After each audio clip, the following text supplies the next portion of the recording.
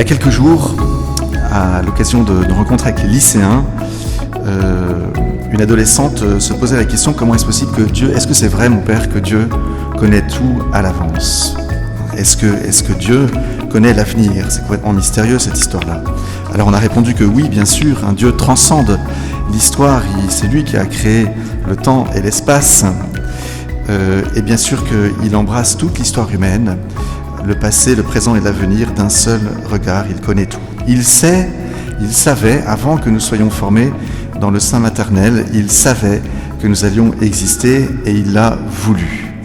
Tout homme, toute femme ici présente est une créature bien aimée de Dieu, dont Dieu a voulu l'existence, quelles que soient les circonstances de notre naissance, de notre conception, qu'elles aient été réalisées dans un acte d'amour véritablement humain, ou que cette conception ait eu lieu dans d'autres circonstances, parfois tragiques, parfois dans le péché, sous toutes ses formes.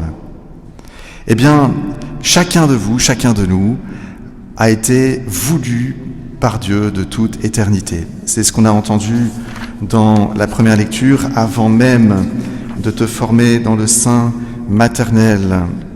Je t'ai établi comme prophète. J'ai voulu que tu sois prophète. Je pensais à toi avant même que tu existes.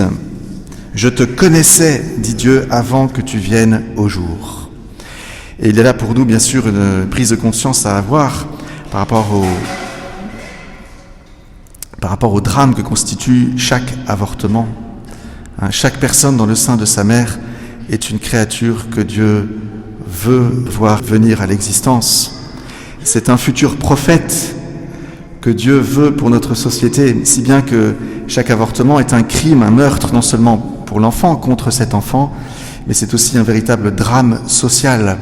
Notre société est privée d'un futur prophète, d'une personne à la personnalité absolument unique dans toute l'histoire de l'humanité et qui est voulu de Dieu comme un bienfait pour la société tout entière. Prions, chers frères et sœurs, pour toutes les femmes enceintes ici présentes. Il y en a peut-être l'une ou l'autre. Peut-être qu'il y a des grossesses surprises. Eh bien, toi qui es enceinte, accueille ton enfant. Il fera ta joie et il fera la joie de la société tout entière. Et nous prions pour toi. Et nous prions pour toutes les femmes enceintes qui sont à Marseille, qui sont en France, qui sont dans le monde. Et nous supplions le Seigneur que le fléau de l'avortement diminue dans le monde jusqu'à son extinction totale. Chacun de nous est un prophète voulu par Dieu. Mais un prophète, pourquoi? Un prophète pour les nations, disait Jérémie. J'ai fait de toi un prophète pour les nations. J'aimerais insister sur ce point, sur ce fait que le prophète n'est pas prophète pour lui-même. Et toutes les lectures d'aujourd'hui nous orientent vers ce mouvement centrifuge, ce mouvement vers l'extérieur. Si nous avons été revêtus et habités par toutes sortes de grâces de la part de Dieu, c'est pour, comme dit le pape François si souvent, pour aller aux périphéries, pour sortir, pour que nous soyons une église en sortie, comme il aime dire. Et c'est ça qui va provoquer, si on y réfléchit bien, la furie, la colère de l'auditoire de Jésus dans ce morceau d'évangile qu'on vient d'entendre. Qu'on replace un peu le discours. Jésus a été baptisé, Jésus a vécu, poussé par l'Esprit Saint, une retraite au désert, et puis Jésus revient, il a fait des miracles à Capharnaüm, et voilà qu'il vient à Nazareth, l'endroit où il est bien connu, c'est là qu'il a grandi, et il va à la synagogue, c'était dimanche dernier, il ouvre le rouleau d'Isaïe, qui dit « L'Esprit du Seigneur est sur moi, il m'a envoyé porter la bonne nouvelle aux pauvres, etc., faire des guérisons, etc. » Donc Jésus, et puis donc cette parole du livre d'Isaïe parlait du Messie. Et voilà que Jésus dit, c'est ce qu'on a aujourd'hui, Jésus referme le livre. Le livre, c'est lui. Il referme le livre, le rouleau, plus exactement physique, qui peut maintenant être fermé parce que maintenant on est face à la parole elle-même, Jésus. Et Jésus dit, ce morceau, ce passage de l'Écriture, c'est aujourd'hui qu'il s'accomplit. Autrement dit, ce Messie, c'est moi. Ce Messie, c'est moi. Alors l'auditoire passe par différentes étapes. D'abord l'étonnement devant la grâce qu'il y a dans la bouche de Jésus. Et puis ensuite le questionnement suspicieux. ah bon, c'est le Messie, mais pourtant on le connaît.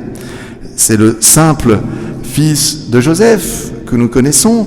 Comment cela est-il possible? Et puis si c'est le Messie, puisqu'il a fait des miracles ailleurs, à Capharnaüm, pourquoi n'en ferait-il pas aussi pour nous?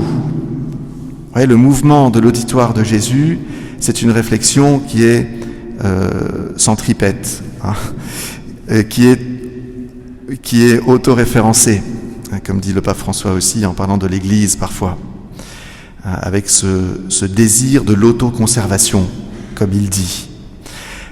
L'auditoire de Jésus, quelque part, reproche à Jésus, dans un acte qui ressemble aussi à de la jalousie, hein, toi Jésus, tu as fait des miracles ailleurs, c'est pas juste, fais-en aussi pour nous, et nous croirons alors que tu es le Messie. J'exige, Seigneur, que tu fasses ceci et ceci pour moi, et alors je mettrai ma foi en toi, puisque tu prétends être le Messie, le médecin des boiteux, des aveugles. Eh bien, médecin, guéris-toi toi-même, hein, utilise ton pouvoir pour que nous croyions à ta parole selon laquelle tu serais le Messie. Et ce que tu as fait à l'extérieur, fais-le aussi pour moi. Ce que tu as fait aux autres, fais-le pour moi. Et alors je croirai en toi. Vous voyez, ce mouvement qui est à la fois un manque de foi en Jésus, et puis comme une exigence que Dieu fasse pour moi ce dont j'ai entendu qu'il l'a fait pour les autres. C'est un peu la vieille querelle de Caïn et Abel. Hein, le sacrifice d'Abel est reconnu par Dieu, est agréé par Dieu, alors Caïn, le frère jaloux, va vouloir tuer Caïn. Quelque part, Caïn est triste de ce qui s'est passé entre Abel et Dieu. En tout cas, il veut que ce soit pour lui aussi. Mais il en va au point de vouloir tuer son frère. Alors, tout ça pour dire que, vous voyez, que je parle du mot tuer, hein, il y a de la haine dans le cœur là, de cet auditoire. On le voit à la fin de cet épisode où ils vont, parce que Jésus va leur dire une chose que je vais développer, mais à la fin, vous avez vu, ils vont vouloir le saisir et le faire tomber d'une falaise. C'est quand même dingue, hein, ce passage de la foule, de l'admiration à la suspicion, à l'exigence et jusqu'à vouloir tuer Jésus. Reconnaissons que ce mouvement, quelque part, un tout petit peu, il habite notre cœur. Nous aussi, parfois, nous voulons tuer Jésus. En tout cas, nous refusons ce que Jésus veut nous dire. Alors, c'est quoi que Jésus veut nous dire? C'est ce qu'il a dit dans cette synagogue face à cette lecture qu'il fait dans leur cœur, dans le cœur de son auditoire. Il dit, voilà, qu'est-ce qui s'est passé? Dans l'Ancien Testament, eh bien, il y avait une veuve à Sarepta, qui était donc en dehors du peuple juif, et le prophète Élie avait été envoyé pour faire accomplir ce miracle de la multiplication. Vous vous souvenez de cette farine, cette huile qui manquait? Eh bien, dit Jésus, Élie n'a pas été envoyé à Israël, mais il a été envoyé au-delà d'Israël. Il a été envoyé pour les étrangers, pour les païens de l'époque, pour une veuve de Sarepta, une étrangère. Hein, et donc Dieu a fait quelque chose, non pas pour toi Israël, à travers mon prophète Élie, mais pour quelqu'un d'étranger. Et puis avec Élisée, c'est pareil. C'est même encore pire, si je puis dire, parce que vous vous souvenez, dit Jésus, Élisée avait agi pour guérir un lépreux qui était Naaman le Syrien. La Syrie, c'était l'ennemi juré d'Israël. Et donc Jésus est en train de dire, il y a un prophète de l'Ancien Testament qui a fait du bien, qui a fait un miracle pour guérir le lépreux Naaman, et ce Naaman, c'était un général d'une armée ennemie. Dieu aime ton ennemi, dit Jésus. Dieu a fait du bien dès l'Ancien Testament à un étranger et même à un ennemi. Et qu'est-ce que veut dire par là Jésus? Vous qui réclamez un miracle que je fasse devant vous pour que vous ayez la foi, vous qui réclamez un miracle pour vous, Jésus répond en disant, Dieu n'a eu de cesse de vouloir faire du bien, non seulement à vous, mais à toute l'humanité. Rappelons-nous la parole de Dieu à Abraham, quitte ton pays, ta parenté, va vers le pays que je t'indiquerai. Si tu as confiance en moi, je ferai de toi une bénédiction pour toutes les nations. Pour toutes les nations. C'est aussi un peu la leçon de morale que nous fait saint Paul dans la 2e aux Corinthiens. Il parle des charismes. Alors tout le monde a les yeux qui pétillent quand on parle des charismes, parce que le charisme, c'est la puissance de Dieu. Ce sont les miracles, les guérisons. Qui d'entre nous ne voudrait pas être habité de cette puissance divine pour faire des choses extraordinaires? Et Jésus, à travers la bouche de saint Paul, nous dit « Le plus grand des charismes, c'est la charité. C'est le bien que tu pourras faire pour les autres. » Donc demande-le, ce charisme. C'est la chose la plus importante. Vous voyez comme quoi Dieu veut faire de nous des prophètes, chacun de nous, mais il veut ouvrir notre rayon d'action, notre champ d'action, bien plus largement. Il veut faire de nous des prophètes pour les nations. Il veut faire de nous des évangélisateurs pour ceux qui ne le connaissent pas encore, pour ceux qui sont dehors, à Marseille, qui ne vont jamais à la messe, pour votre voisin qui ne connaît pas Dieu encore, pour, je ne sais pas, tel ou tel membre de votre famille qui n'est pas croyant, pour un ami, un collègue de travail.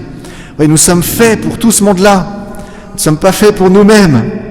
Voilà ce que nous dit le Seigneur à travers ces lectures. Et dans notre cœur, il y a une résistance. Non, Jésus, tu me casses les pieds. Je vais te jeter en dehors de la falaise. Tu m'embêtes. Tu me fais quitter ma zone de confort, mon canapé, comme dirait François aux jeunes. Il le disait en Pologne, je crois, aux Journées mondiales de la jeunesse. Sortez de vos canapés. Voilà, chers frères et sœurs, demandons cette grâce d'être habités de cette charité proprement divine qui nous vient du Christ. Le Christ veut vraiment faire en sorte que nos cœurs soient habités de ce désir prophétique, de ce zèle qui habitait le cœur des prophètes, d'annoncer sa parole vraiment bien au-delà de notre petit rayon d'action habituel. Alors c'est une grâce que le Seigneur, puisqu'il nous le demande, il va nous donner la grâce. Il va nous donner la grâce puisque c'est lui qui le veut. Eh bien, accueillons cette grâce. C'est une grâce de transformation intérieure, de changement de regard sur chacun des païens d'aujourd'hui, chacun des étrangers d'aujourd'hui. Ce sont autant de personnes que le Seigneur nous invite à aimer et auxquelles il nous faut annoncer la bonne nouvelle du Christ Sauveur, le Messie. Amen.